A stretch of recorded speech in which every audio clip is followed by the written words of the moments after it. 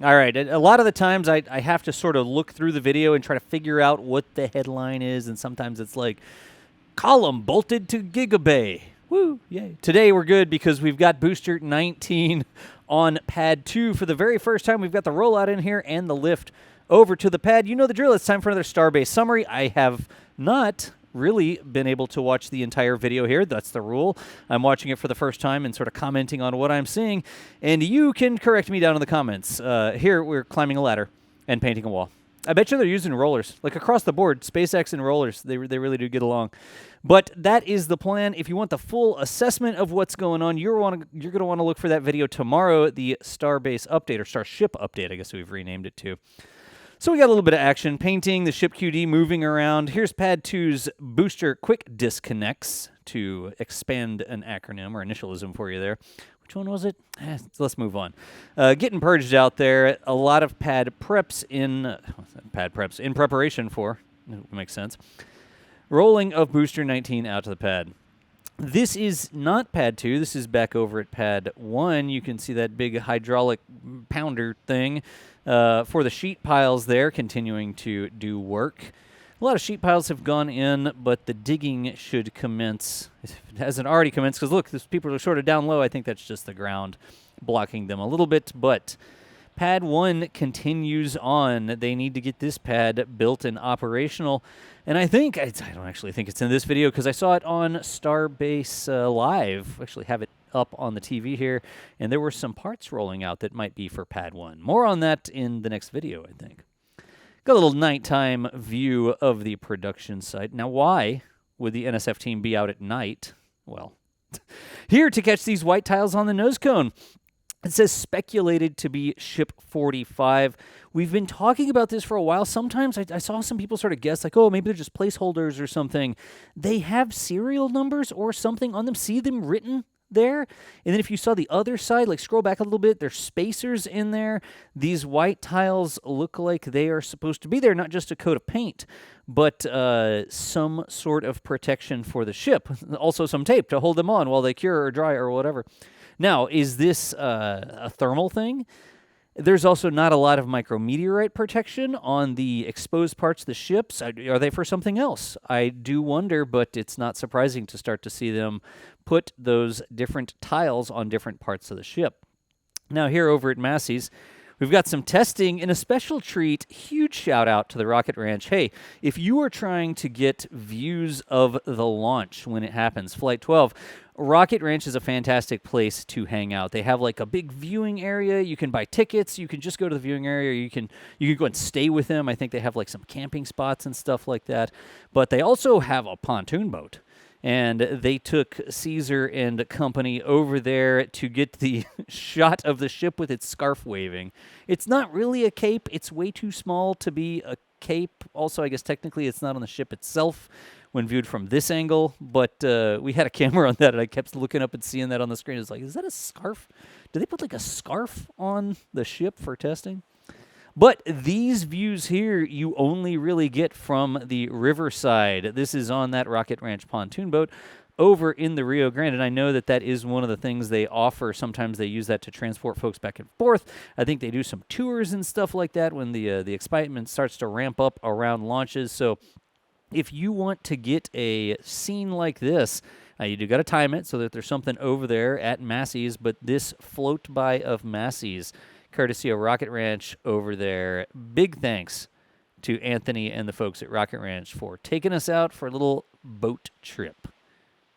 That's a cool shot. That flame trench comes it comes this direction. Like the flame trench exhaust goes over the Rio Grande. It's going to be to the right in this image because they're sort of going away from it. But I don't think you can be there when they actually do a test. They close that area down.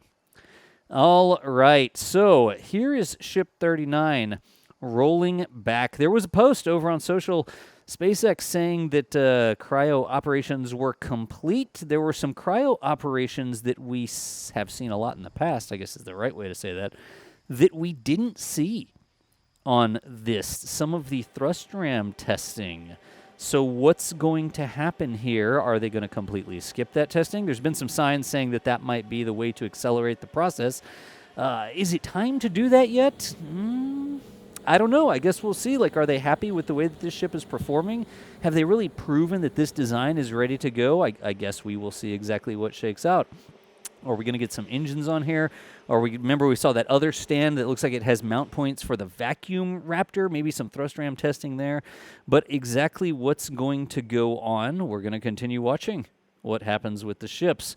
Again, we're going through sort of different topics here, so you can see the dates are not completely sequential. It's not like the first video through the last video chronologically. We're going through sort of the different topics here. So we'll jump back to March 5th, March 6th, and go through the booster rollout, et cetera, et cetera. Well, I guess not really the booster rollout. That just happened today, but whatever. So here we go. After the ship got back, we've got Booster 19 peeking out of the bay. The vigil here, right? Like, we're sitting there watching for those doors to open, watching for the booster stand was the first thing. The booster transport stand going in was the first visual sign, besides road closures and stuff. And we're sitting there staring at those doors, waiting for them to open, because I'm no rocket engineer, but it's tough to get the rocket out of the mega bay if you don't open the door. So a good thing to look for. But we saw it roll out. We saw a lot of preparations down here around the base. Of course, a lot of this you could see on Starbase Live if you were over there hanging out with us. Man, that looks cool. That's like a big, those look like big stubby flex pipes on that. How cool is that? Of course, these things are, I think, to keep the booster pressurized, or keep the booster stabilized is probably a best way to say it. Whenever they roll it out, all the piping and stuff you see down there below, but it keeps the booster quick disconnects available there as well, so you're not having to reconnect, disconnect a bunch of stuff. If I saw that correctly, maybe that other, I don't know. Let's see. Hey, we should get some more views here. That would be my guess from that first video that I saw. But remember, it's not like I go through and spend 3 hours making notes in the video, then I'm going to sit here and be like, actually, oh, see, those two red parts. If I'm not mistaken, those really do look like the quick disconnects. Ah, geez, y'all can scroll back. I'm not allowed to. Part of the fun of this is watching the video for the first time and sort of keeping up with what's going on. Like I said at the beginning, if you want the full analysis, like the scripted thing on... Okay, that's cool. Okay. That is a neat little, shall we say, window into the mounting of the Raptor 3s. It's more of a door than a window, I guess, technically, but it's open at least. So we can see it, and Caesar getting some of these passing shots. This stuff is really tough to capture with the disco party flashing on the outside and trying to expose the shot so that you get the detail on the inside when the literal blue and red flashing lights are right next to the camera illuminating everything, especially when they glint off those shiny angular vehicles there. It definitely makes things difficult, but Caesar knocking it out of the park with some of those cool shots. And then hopping in the convoy here, Caesar on the skateboard. Caesar's got one of those electric skateboard, and given that he's on the side of the road and seemed to be going forward, it looked to me like he was rolling forward on that skateboard, chasing the booster down the road. Here's Colleen. It looks like Colleen has positioned herself up the road to get this passing. Look at the inconsistencies in the road and that whole stack sort of wobbling back and forth. Oh, that's a really cool shot, Colleen. Nice. Just the engines sort of passing there as you see them go by. Okay, new on this, by the way, look at the grid fins. That's weird. They forgot to install one. Not really, if you haven't been keeping up with current events. They kicked one of those off of the booster. It's only going to have 3 weird-shaped grid fins. They almost look like little puppy ears. No, but it's got 3 puppy ears, and it's not even a nuclear rocket. I don't know if anybody gets that. Does anybody get that joke? Please, somebody down in the comments, let me know. Let's see here. This is Gage. It looks like they were like all the way across. Wow, the lighting here. This is E33, and then it's got another thing stenciled up above it. SN. You could probably zoom in on that. I'm sure we'll get some more shots of that. I want to talk about that a little bit. There's the engine bells below the stand. You can actually see them sticking down a little bit. Remember, they're sort of mounted in. They're staggered, vertically staggered. Not staged. That's not really the right terminology for it. They're just at different levels. The centermost engines sit a little bit lower than the next ring, the inner ring, and then the outer ring is sort of tucked up the most. There's the 3 grid fins. It's weird looking grid fins. You can get away with only having 3 grid fins because when the booster is sort of nominally flying back, one of those grid fins would end up in the lee of the booster anyways. It would be getting any real useful airflow across it. So in the best part is no part sort of thing, just deleting that grid fin and then hoping that you can maintain it in that position where you have control authority. Like there's no lower tail. There's no like downwards vertical stabilizer on the tail of a plane. It's sort of the same thing. It just looks weird because you're missing the sort of cone shape on the back of the booster there. But the same, I guess it's almost the opposite of that because the booster is falling through the air, and the plane is not really falling through the air when the plane is nominally operating. Anyways, we need a graph. We need to draw that or something. So another change here, there are no lifting pins. Remember there used to be these big beefy pins that stick out the side of the booster that were like really structurally sound, like integrated into the rest of the booster, right? Oh, no kidding. Look at all the... Oh, that's cool. Just like ka-chunk. All of those pins came out. Talk more about the lifting pins in just a minute. They're now integrated in the grid fins. But I think a lot of us were surprised to see this sort of like mishmash toothy grin. The first thing it reminded me, you know the Chihuahua that's missing teeth and it's like smiling and it's got its hair all messed up, but there's like teeth sticking out the side of its mouth. That's kind of what it looked like to me. We've got a couple different angles. It looks worse from some angles.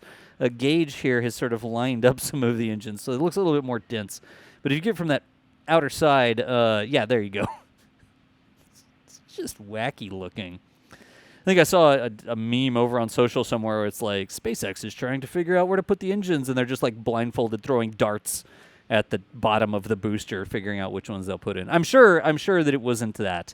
I'm sure that there was significant amounts of AI determining which engine they should put next in the engine assembly cadence, whatever. It's going to go down into the bottom. Again, real quick, if you scroll back, you can see the different serial numbers on there. You'll see the engine serial numbers lower, and then up higher you can see sort of, you won't see it from this shot, it's too far away, but scroll back to that close-up video, and you'll see sort of the engine position on the booster, I think it is, and then the engine number itself. So the engine has a serial number, and then it's installed in a position, and they are now, I guess, labeling those two things separately. But that actually, it really does look more tucked down in there than I expected, and it looks so barren on the bottom, not just because it's missing engines, but because it doesn't have all that shielding and stuff that we saw in the previous boosters. But we will stay tuned, and we'll watch what's going on with the booster here. Are they going to fire any of these engines with so many of them missing? Are they just doing like a fit check or something? I guess we'll figure it out, but we appreciate you watching as always, and we will see you on the next one.